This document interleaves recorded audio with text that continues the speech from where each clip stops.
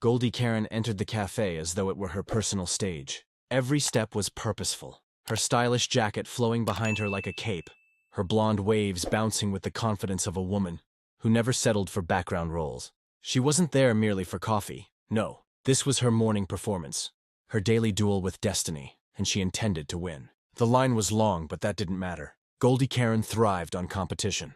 To her, a queue wasn't a burden. It was a battlefield. She took her place with a poised smile, arms crossed in the way that announced, "I am unshaken, I am inevitable." But then it happened.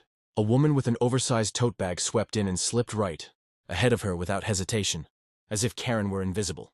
It was a small act, perhaps unnoticeable to anyone else. But to Goldie Karen, it was a declaration of war. Her eyes narrowed, her dramatic instincts igniting. She didn't speak immediately. Instead, she allowed the silence to stretch, letting the moment build as though the entire cafe awaited her reaction. And then she exhaled sharply, loud enough to draw a few glances.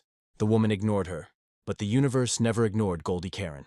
With exaggerated patience, the line crept forward until the tote bag woman finally reached the counter. She reached into her purse, too quickly, too carelessly, and with one swift, poetic move of fate, the overstuffed tote tipped over. Its contents spilled in a clattering storm.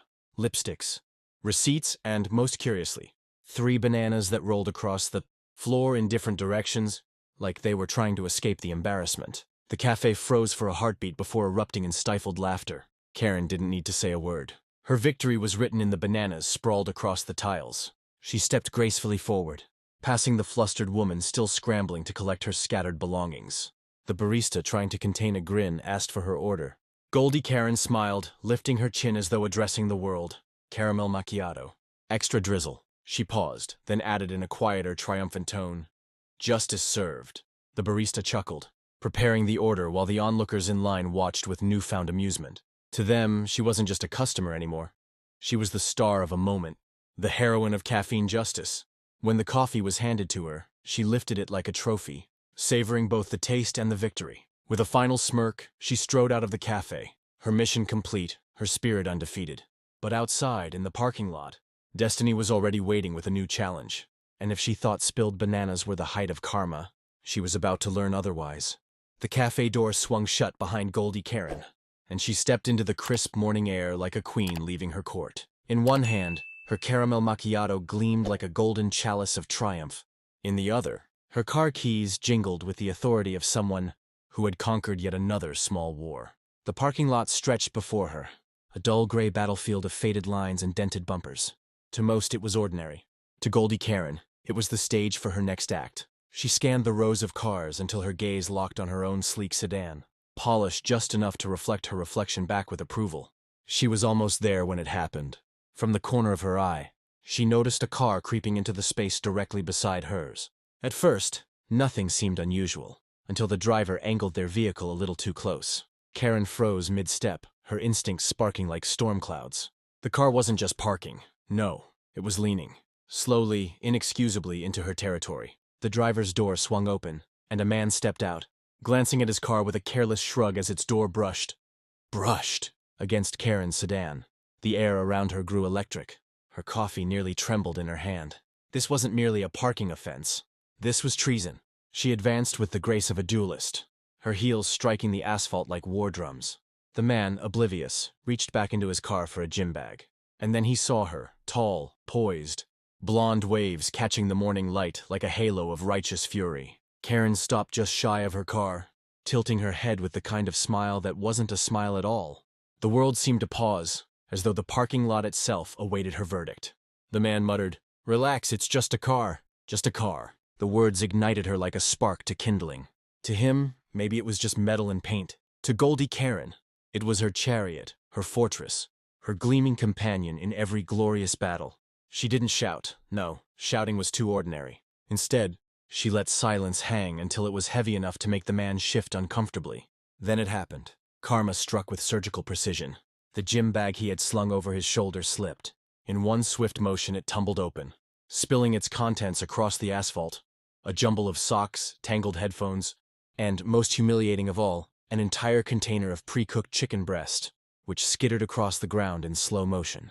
Goldie Karen sipped her macchiato, watching with perfect satisfaction. She didn't need to scold, didn't need to argue. The universe had delivered justice right on cue. She slid gracefully into her car, leaving the man crouched, scrambling after runaway chicken. With a smirk in her voice, she whispered to herself, "Parking lot, secured." But fate wasn't finished yet. Her day of dramatic battles was only beginning. The automatic doors of the supermarket parted like grand theater curtains, and Goldie Karen strode inside with the confidence of a champion. Her sunglasses, unnecessary under fluorescent lights, perched dramatically on her head. Her shopping cart wasn't just a cart, it was her chariot, her weapon of choice for the trials ahead. She pushed forward with purpose, wheels rattling slightly as though announcing her arrival. To her, grocery shopping wasn't a chore. It was combat disguised as convenience. Every aisle was a new frontier, every shelf a stage. It began in the produce section. The apples gleamed under the bright lights, red and green soldiers awaiting their selection. Karen inspected them with theatrical precision, lifting one, turning it in her hand like she was examining an ancient relic. And then disaster. Another shopper, a woman in a neon workout outfit, reached directly across Karen's carefully claimed space and snatched the very apple she had been considering. Not just any apple. Her apple. The audacity was breathtaking. Karen froze, the air crackling around her. To anyone else, it was a meaningless moment. To her, it was a duel of honor. She raised one brow, lips curving into the faintest smirk, as if silently declaring, "Oh, it's on." She didn't confront the woman directly. No, Karen preferred the art of subtle combat. Instead, she maneuvered her cart with surgical precision, guiding it into the next aisle. Her heels clicked against the linoleum as she plotted her move. The duel found its climax in the cereal aisle. Both women arrived at the exact same moment, carts squeaking in unison, eyes narrowing over the battlefield of breakfast. The target, the last box of Honey Crunch Supreme. Neon outfit lunged first, fingers grazing the edge of the box. But Karen was faster. With the twist of her wrist and the grace of a fencer, she claimed the prize, tucking it into her cart with a victorious flourish. The aisle seemed to hold its breath. Neon outfit blinked, stunned. Karen, ever the dramatist, didn't gloat with words. Instead, she adjusted her sunglasses, lifted her chin, and gave a knowing smirk that said everything. Never challenge. Goldie Karen in open combat. And as if scripted by destiny itself, karma struck once again. Neon outfit's cart, left unattended, began to roll backward on the slight slope of the aisle. It bumped into a towering display of paper towels, sending a cascade of rolls tumbling around her like soft, ridiculous snow. Karen didn't laugh. She didn't need to. She simply pushed her cart forward, the victorious Honey Crunch rattling proudly inside. The world, it seemed, always handed her the final word. But little did she know, her greatest challenge of the day wasn't in the grocery aisles. It was waiting just around the corner. The evening sun painted the city in warm gold as Goldie. Karen arrived at her favorite restaurant. It wasn't just dinner, it was an event. She swept through the doors like she was making a red carpet entrance. Blonde waves catching the light, her heels clicking a rhythm of confidence. Every table seemed to glance up, if only for a second, as though sensing the arrival of someone who didn't merely eat. She performed. Karen had come for one thing, her beloved signature dish, the truffle pasta supreme. It wasn't just food, it was tradition, glory, a symbol of her refined victories. She settled into her booth, ordered her meal with poised precision, and leaned back, sipping water like it was champagne. But fate, mischievous as ever, wasn't going to let her evening unfold so smoothly. At the table beside hers sat a woman dressed in shimmering gold, loud in both voice and attitude. She gestured wildly as she spoke, dominating the space, and when the waiter arrived, she declared with theatrical volume, "One truffle pasta supreme. Extra truffle, of course, I'm worth it." Karen's smile froze. Her fork paused midair. There were rules in the theater of life, and one of them was simple. You don't upstage Goldie Karen at her own ritual. She leaned slightly, listening. The woman spoke louder, laughing dramatically at her own stories, pulling attention like a spotlight. The table of strangers nearby chuckled. The waiter nodded, scribbling down the order. Karen's eyes narrowed, a spark of competitive fire igniting. This wasn't just another diner.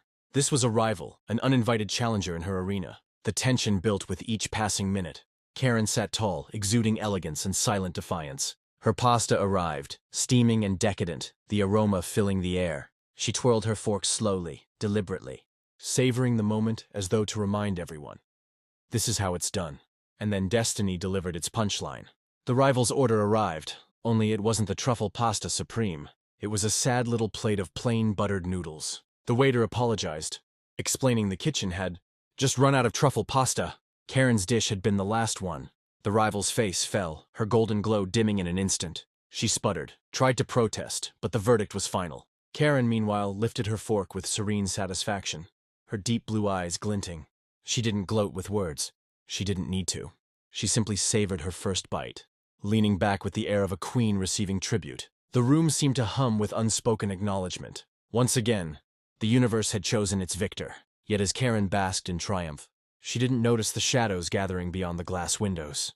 Her final and most dramatic test was still waiting, one that no truffle pasta could prepare her for. The night was cool and electric as Goldie Karen left the restaurant, her victory over truffle pasta rivals still sweet on her tongue. The city lights shimmered like an audience applauding her every move. She adjusted her jacket, her blonde waves glistening under the glow of the street lamps. The day had been long, filled with battles won through wit, timing, and a generous sprinkle of karma. Surely, she thought, the curtain was about to fall on her triumphant performance. But destiny wasn't ready to close the show. The final act came swiftly, as she strolled toward her car, latte-colored heels clicking against the pavement. A shadow detached itself from the crowd ahead. A stranger, rushing in the opposite direction, collided with her shoulder so forcefully that her handbag slipped from her arm and spilled across the sidewalk. The world slowed. Her lipstick, compact, and keys scattered in every direction, clattering like fallen jewels. The stranger muttered a rushed apology, barely slowing before continuing on his way. To anyone else, it was an inconvenience. To Goldie Karen, it was betrayal, a public insult, a challenge to her crown. She stood tall, her deep blue eyes narrowing, her entire presence swelling with theatrical energy. Around her, pedestrians paused, sensing the storm about to break. Goldie Karen did not chase. She didn't shout. Instead, she bent gracefully, gathering her belongings, one by one with the composure of a warrior preparing her sword. And then karma once again moved faster than words. The stranger, so eager to escape, caught the edge of his coat on a street vendor's stand. With one sharp tug, he sent an avalanche of scarves tumbling down, tangling around him like colorful chains. He stumbled, flailed, and finally collapsed into a heap of tangled fabric. The vendor glaring, the crowd snickering. Goldie Karen rose to her full height, handbag secured, the city lights catching the knowing smirk tugging at her lips. She didn't need revenge. The universe had handled it for her, as it always did. She took a final step forward, passing the tangled man without a glance, her heels clicking like a drum roll of victory. The crowd parted for her, as if she were the heroine of some modern epic. At her car, she paused, caramel macchiato cup still in her hand, a symbol of the day's battles. She lifted it toward the sky like a trophy, whispering softly but with enough drama to make the night itself lean closer. To those who cross me, karma doesn't wait a second. With that, Goldie Karen slid into her car and drove off into the glittering night. The legend of her daily victories left echoing in the city streets. The curtain had fallen, but the story of Goldie Karen, the woman who never lost a duel, with fate, was only just beginning.